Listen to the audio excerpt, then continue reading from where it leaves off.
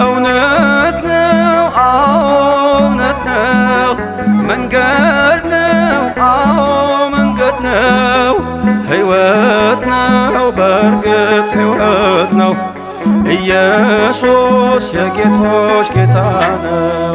እውነት ነው እውነት ነው መንገድ ነው መንገድ ነው ሕይወት ነው በእርግጥ ሕይወት ነው ኢየሱስ የጌቶች ጌታ ነው።